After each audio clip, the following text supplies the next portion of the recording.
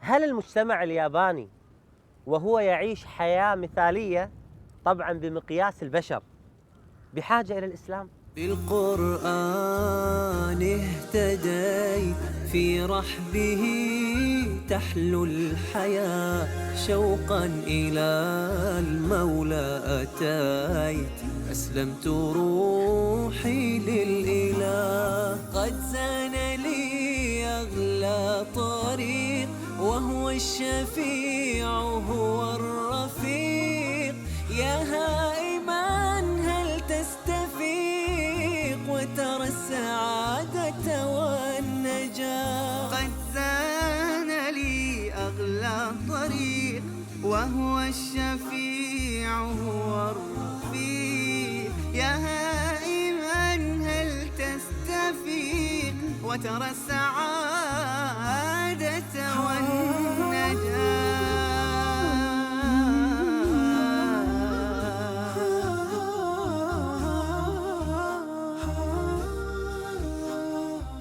أمين ماكوتو ميزوتاني ولدت في سنة 1948 فبالتالي عمري 65 الآن، ودخلت في الإسلام رسميا سنة 1988. عمل باحث ومترجم في هذا المعهد العربي الإسلامي في طوكيو، ودائما أهتم بقضايا إسلامية وأيضا تعليم اللغة العربية.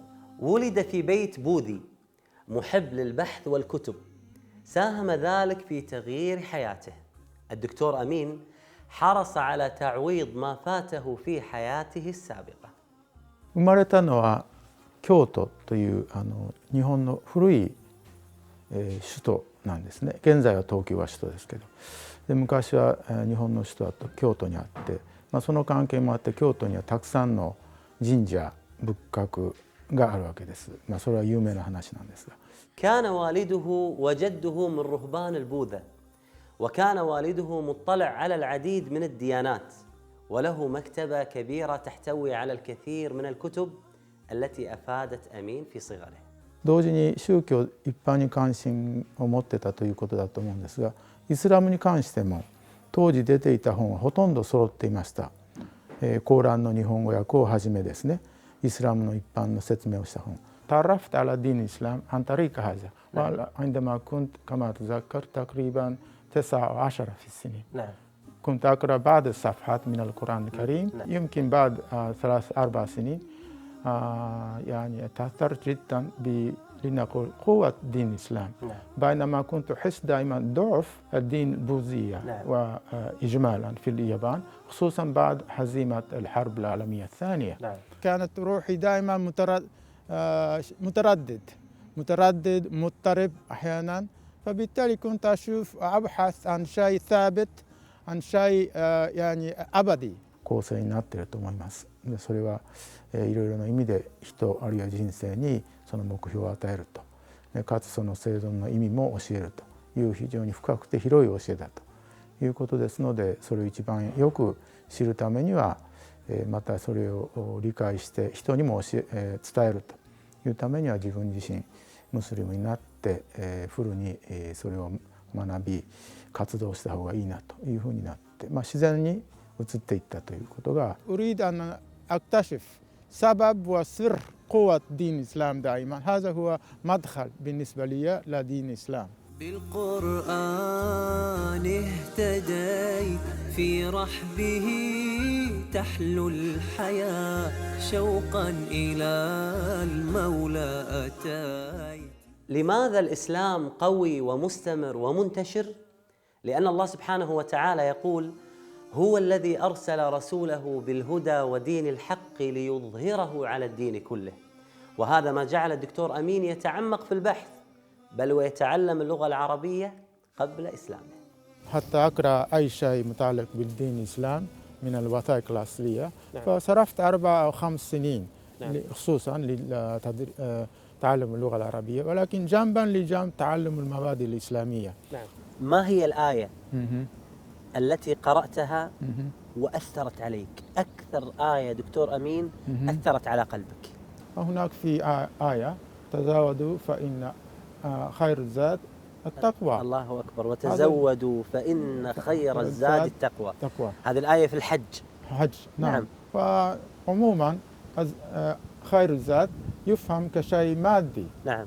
نحتاج إلى تذكرة، نحتاج إلى تعشيرة كذا كذا. نعم. ولكن يقول هنا التقوى يعني استعداد قلبي وروحي أهم حاجة. اللهم اجعل القرآن العظيم ربيع قلوبنا. الله يجعل القرآن هذا ربيع قلوبنا ونورا لنا في الدنيا وفي الآخرة بإذن الله. ذكر الله سبحانه وتعالى بعد آيات الحج فقال وتزودوا فإن خير الزاد التقوى. لم يقل تزودوا بالمال والشرب والأكل مع أنه مطلوب، ولكن الهدف من العبادات هي مصلحة القلوب، يعني الصلاة والصيام والزكاة وأيضا الحج هي رياضة روحية للقلوب. كل يوم أقرأ صفحة صفحتين. نعم. فكنت أصبحت يعني مقتنع أكثر. نعم. أكثر فأكثر. نعم. فبالنهاية ما في يعني حل إلا دخول الإسلام. ですから誰かに入れというふうに強く言われた覚えもなければ、なんかそうしなきゃ困るとかっていうことではなくて、自然とそういうふうになっていったということです。ですからいわゆるその自分の両親も اقتنع بالإسلام تماما ولم يقدم على النطق بالشهادة إلا وهو في مصر حين حثه أحد أئمة المساجد هناك بالنطق بها. بعد الدخول بعد الشهادة نعم. صارت كل صفحة مفتوحة. نعم. أهلا وسهلا يعني فيكم. نعم. وارتياح واطمئنان. ムスリムだったという、ボーンムスリムというふうな言葉があるみたいですけども、何世代も続いたということではないんですね。大半の日本人のムスリムの方々は自分で選んでイスラムに入られたという人がほとんどだと思いますけれども。هل ترى أن الإسلام يزداد؟ الشباب يدخلون في الإسلام؟ هل تلاحظ هذا الشيء؟ أظن في حماسة بين الطلبة يعني الجامعيين مثلا. نعم. وأيضا موضوع الإسلام أصبح من بين مواد عادية. نعم. في التدريس الجامعي. 一番心温まる、ことはですね、若い人たちがイスラムに、毎年非常に着実に入信してきている数が増えているということです。でそれは若い人たちというのはさっき言いましたようにその社会のいろいろな矛盾とか日本の持っている弱点の、ある意味での被害者ですね。生きがいの問題であるとか一体、何のために、自分はその毎日努力しなければいけないのかというそういう生活上精神的な指導面での指標がなくなってきているということ、それが一つは大きくその若い人たちをイスラムに招くということになっていると思います。هناك 30,000 عملية انتحار في السنة تقريبا في المجتمع الياباني، مع أن مجتمع يحافظ على القيم والأخلاق ويقدر التقدم والإنتاج.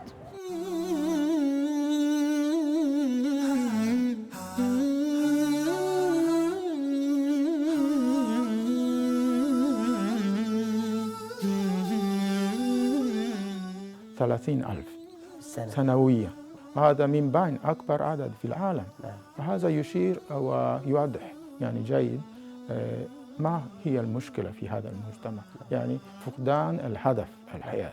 بالقرآن اهتديت في رحبه تحلو الحياة شوقا إلى المولى أتاي. قرآني هو جنتي هو آية الأكوان، قرآني هو حجتي إن جئت للرحمن، بكلام ربي يا فؤادي أشرقت روحي وتلهج للإله لسان. اهتمامي الأكبر هو إحياء روح الإيمان في الإسلام بين المجتمع الياباني إن شاء الله. دكتور أمين من مصر، يعني أبي وأستاذي في المعهد، يعني هو ما شاء الله يتكلم لغة عربية وإنجليزية، وهو كتب كتب إسلام كثيرا. وأنا أجلس معك الآن أنظر ما شاء الله إلى مؤلفاتك وكتبك ما شاء الله تبارك الله. حدثنا عن هذه المؤلفات دكتور أمين. أنا مهتم أكثر شيء بروح الإيمان نفسها. فأول شيء مثلا قدمت كتاب اسمه هذا عن مفاهيم معرفة الله. نعم. معرفة الله. نعم، الإيمان بالله في الإسلام. نعم. نعم. وثانيا كنت أريد أقدم مفهوم الجنة في الإسلام. نعم. للقراء الياباني. نعم. وبعدين هنا كتاب الإيمان والحياة. وبعدين درست عن بعض الأشياء المثيرة للاهتمام للقراء الياباني من حيث تاريخ الكعبة المشرفة. نعم. وأيضا كتاب المساجد حول العالم. كان يهدف الدكتور أمين من خلال تأليف كتب التاريخ والعمارة الإسلامية أن يجذب الغير مسلم بشكل غير مباشر للإسلام. فعلا الدعوة فن. في الوقت الحاضر تقريبا يوجد 40 جامعة تدرس فيها اللغة العربية كمادة رسمية، وكما أشوف يعني يزداد هذا العدد، وبالتالي في دائما طلبات للقيام بالمحاضرات في الجامعات. أصبح من النادر في اليابان أن تذكر كلمة دين دون التطرق إلى الإسلام، وهذا يدل على مكانة الإسلام في هذا المجتمع. قل أعوذ برب الفلق من شر ما خلق ومن شر غاسق إذا وقب ومن شر النفاثات في العقد ومن شر حاسد إذا حسد. ドクトル・アミンのもとにはいつも日本人の学生をはじめスタッフも質問に来るほどで、そうですね、学院には3人通訳ができる人間がいるんですけど、彼らも最終的に頼るのはドクトル・アミンだというのが印象ですね。そうですね、日本のムスリムたちの間でドクトル・アミンがされているようなことができる方っていうのが他にいらっしゃらないと思うので、これからもそうですね、ドクトル・アミンを頼りにしております。كيف نستطيع أن نوصل الإسلام إلى اليابان؟ ما هي الطريقة التي أنت تعتقدها بأننا كيف نوصل الإسلام إلى اليابان؟ مش لازم نستعجل، لأنه أحسن فضيلة أحسن ميزة للإسلام موجود على طول. نعم. ولكن مهم أنه نستمر الجهود. نعم. ونحاول دائما نعم. أن نقدم أحسن يعني الجوانب. نعم. وأفضل يعني مزايا نعم. للإسلام، وكما أعتقد هو روح الرحمة. بكتاب الله للنور اهتديت ليا ماض نادما عنه مضيت بكتاب الله للنور اهتديت. なぜ低いのかっていうのは今の質問のポイントだと思いますが、2つあると思います。で2つっていうのは、1つは非常に今日的現代的な意味ですね。それは特に第二次世界大戦で日本は敗戦したわけですけれども、その戦争の前には非常に、神道を中心として、宗教信仰というものが、政府の政策もあって強調された時代だったわけですが、敗戦はイコールそういう信仰が良くなかったと、あるいはそういう信仰を強要しようとした政府の政策も良くなかったし、もう一つ大きな理由、イスラムがどうして日本に大きく入ってこなかったか、それは歴史的な理由なんですね。それは17世紀ですから3世紀余り昔に遡りますけれども、当時ヨーロッパから多くのキリスト教の伝道のために牧師さん、伝道師がやってきて、で中には非常に活発で有能で政治的な働きをする人たちも出てきた。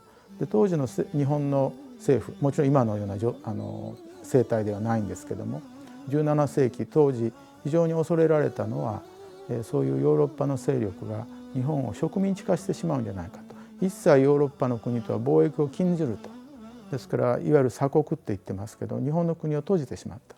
でそれで日本も、それを見習ってかどうかははっきり分かりませんけれども、でそれによってですね、立つということはイコールイスラムはフィリピンまで達してきてたと思います。あるいは中国では東海岸でイスラムは伸びてきてたんですけれども、تقريبا ممكن 99% ياباني ليس مسلم، وأيضا ليس يعني كنيسة بوذية هندية، يعني ما في لا ديني، عشان يعني تورة اليابان يعني منطقة جيدة، يعني نعمل دعوة لغير المسلمين. يدرس اقرأ ويفكر. نعم. هنا في حل واضح في جدا الإسلام. لأن نعم. الشعب الياباني كما أشوف فقد ودع عمود الحياة. نعم. وكما كتبت الإيمان والحياة هو نعم. موضوع بالذات محتاج جدا في هذا المجتمع. الدين الإسلام قوي ويمكن أن يقدم إن شاء الله هدف رئيسي ومهم جدا لحياة الشعب الياباني. ما الهدف والغاية من وجودنا؟ ولماذا خلقنا الله سبحانه وتعالى؟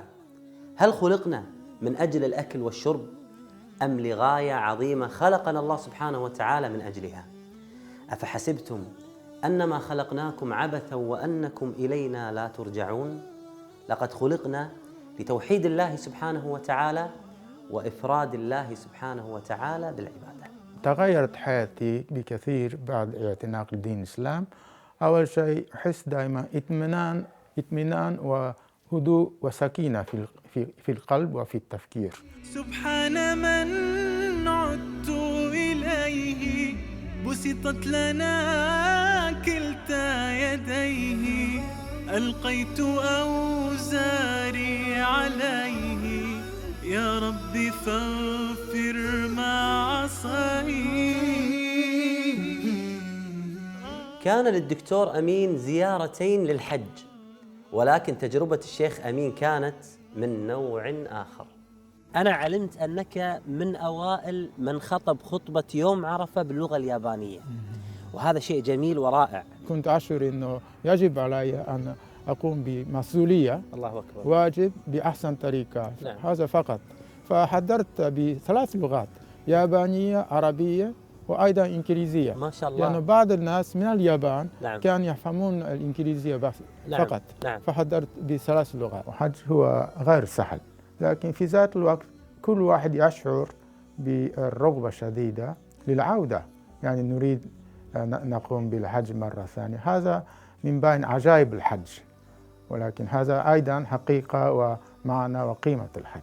أكبر رسالة من عندي خصوصا تجاه المجتمع الياباني هو إعادة أو إحياء القلب أو الروح الإيمانية. يا نفحة القرآن فوحي عطرا على قلبي وروحي يا بلسما يطوي جروحي لولا الهداية ما ارتويت. أتينا بأقلام، مجموعة من الأقلام أيوة. مكتوب عليها رسالة جميلة. هذه الرسالة ممكن يقرأها أي شخص من المجتمع الياباني، أيوة. تؤثر في قلبه وتجعله يقرأ عن الإسلام. والرسالة مكتوبة: ماذا بعد الموت؟ ربما هذا القلم البسيط دكتور الذي مكتوب عليه الرسالة ماذا بعد الموت. نعم. هذا القلم دكتور. أيوة. ممكن هذا القلم البسيط والمهمة الدعوية البسيطة تجعل شخصا أو أكثر من شخص يدخل الإسلام ونشارك بعض في هذا الأجر. هل أنت موافق؟ موافق تماما. الله يبارك فيك، شكرا. بعيدا كنت لكن حين جئت بأول وهلة منه اهتديت وأنت عرفته مذ كنت طفلا لماذا قلب بعض الناس ميت لماذا قلب بعض الناس ميت. عتابي أمة القرآن حب بكم فالهجر للقرآن ذنب سيشكون الرسول غدا أنرضى غدا ماذا نقول وما نجيب. عتابي أمة القرآن حب بكم فالهجر للقرآن ذنب سيشكون الرسول غدا أنرضى